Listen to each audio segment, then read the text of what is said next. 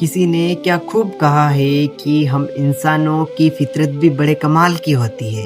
जब तक हमें कोई चीज़ मिलती नहीं तब तक हमें उसका सब्र नहीं होता है और मिलने के बाद उस चीज़ की हमें कभी कद्र नहीं होती है। तो नमस्कार दोस्तों, मैं राहुल सिंह चौहान एक छोटी सी कहानी के साथ। एक बार एक व्यक्ति होता है जो भगवान गौतम बुद्ध के पास जाता है। उनके पास जाने के बाद उनसे बोलता है कि मेरे पिताजी जब दुनिया से जा रहे थे, अंतिम सांस ले रहे थे, तब उन्होंने ये कहा कि तुम भगवान गौतम बुद्ध से मिलना और उनसे ये कहना कि मेरे पिताजी को स्वर्ग की प्राप्ति करा दे, उनकी आत्मा को शांति दिला दें।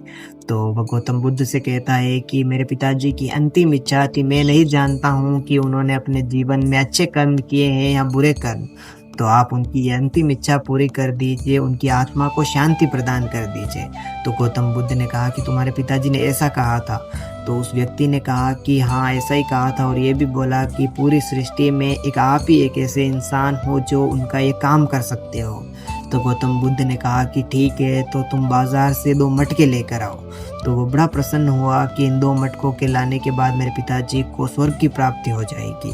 फिर वह बाजार से 2 मटके लेकर आया। फिर गौतम बुद्ध ने उससे कहा कि अब इन दोनों मटकों में एक में तेल भरो सरसों का और दूसरे में पत्थर भर दो पूरे।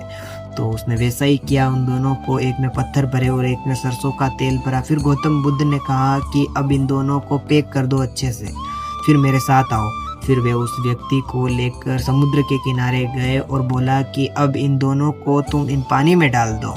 तो उसने वैसा ही किया, उन दोनों को पानी में डाला। उसके बाद गौतम बुद्ध ने उससे कहा कि अब पहली वाली मटकी को फोड़ दो।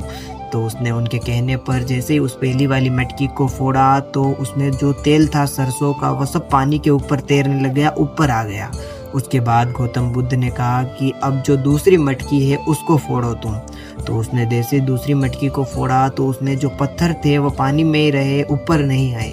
तो गौतम बुद्ध ने कहा कि समझे कुछ? तो उसने कहा कि नहीं प्रभु, समझाइए।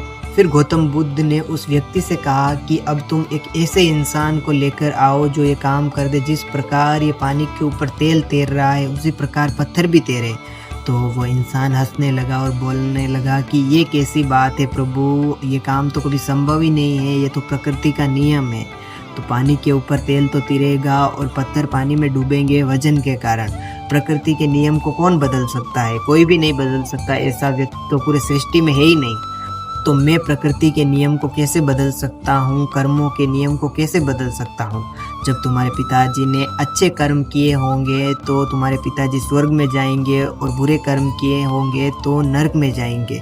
तुम ये जानते हो कि प्रकृति के नियम को कोई नहीं बदल सकता, तो कर्मों के नियम को भी कौन बदल सकता है? जो जैसा कर्म करेगा उसको वैसा फल प्राप्त होगा अपने जीवन में। तो दोस्तों, इस कहानी से हमें यही सीख मिलती है कि हमारे ऊपर एक हमेशा कैमरा लगा होता है, ऊपर वाला हमें हमेशा देख रहा होता है। इसलिए कर्म हमेशा अच्छे करिए, क्योंकि कर्म ही लौट कर आते हैं। तो राधे राधे दोस्तों, आशा करता हूँ कि ये छोटी सी कहानी आपको अच्छी लगी हो तो वीडियो को लाइक और चैनल को सब्सक्राइब करना मत भूलना।